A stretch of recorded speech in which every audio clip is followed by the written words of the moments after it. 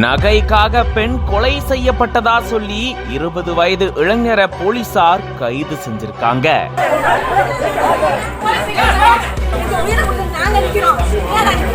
இந்த நிலையில தான் போலீசார் மேற்கொண்ட முதற்கட்ட விசாரணையில நகைக்காக இவங்க கொலை செய்யப்பட்டிருக்கலாம் அப்படின்னு சொல்லப்பட்டிருந்தது. இதை தொடர்ந்துதான் கொலை நடந்த 12 மணி நேரத்துக்குள்ளேயே 20 வயதான சந்தோஷ் அப்படின்ற இளைஞரை கைது செஞ்சிருந்திருக்காங்க.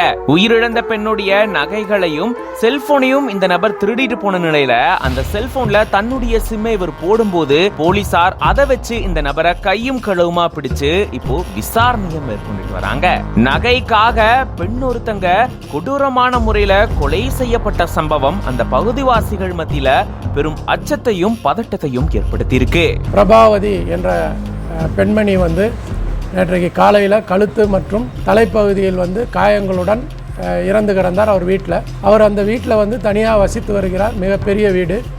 அவர் கணவர் ஒரு இன்ஜினியர், புருனே நாட்டில் வேலை செய்கிறார்.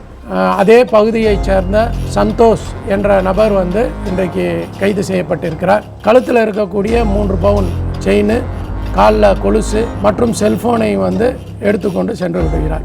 வீட்டுல தனியா இருந்த பெண் மோசமான முறையில கொலை செய்யப்பட்ட சம்பவம் பெரும் பரபரப்பையும் அதிர்ச்சியும் ஏற்படுத்தியிருக்கு. கணவர் வெளிநாட்டுல வேலை செய்ய மனைவி மட்டும் வீட்டில இருந்த நிலையில மர்மமான முறையில இவங்க உயிரிழந்திருக்காங்க.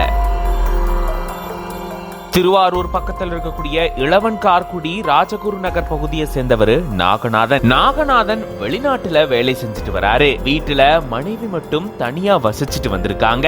இந்த நிலையில தான் திடீர்னு அதிகாலையில ஆடுகள் கத்தி சத்தம் போட்டிருந்திருக்கு. இதை கேட்ட அக்கம் பக்கத்தில் இருந்த பொதுமக்கள் சந்தேகம் அடைஞ்சு பிரபாவதியுடைய வீட்டை திறந்து பார்க்கும் போதுதான் பிரபாவதி மோசமான முறையில கொலை செய்யப்பட்டு உயிரிழந்து கிடக்கிறது தெரிய வந்திருக்கு. உடனடியா தாலுகா போலீசாருக்கு தகவல் தெரிவிக்கப்பட்டதை தொடர்ந்து போலீசார் விரைந்து உயிரிழந்த பிரபாவதியுடைய உடலை கைப்பற்றி பிரேத பரிசோதனைக்காக திருவாரூர் அரசு மருத்துவக் கல்லூரி மருத்துவமனைக்கு அனுப்பி வச்சிருக்காங்க. மேலும் போலீசார் மேற்கொண்ட முதற்கட்ட விசாரணையில பிரபாவதிய கழுத்து மற்றும் தலைப்பகுதியில தாக்கி கொலை செஞ்சிருக்கிறது தெரிய வந்திருக்கு. தடயவியல் போலீசார் மற்றும் ஓப்பனாய் உதவியோட விசாரணையை மேற்கொண்டுட்டு வராங்க. இப்படி வீட்டுல தனியா வசிச்சுட்டு வந்த பெண் திடீர்னு மர்ம நபர்களால படுகொலை செய்யப்பட்டிருக்கக்கூடிய சம்பவம் பெரும் அதிர்ச்சியும் பரபரப்பையும் அந்த பகுதியில் ஏற்படுத்தி இருக்கு.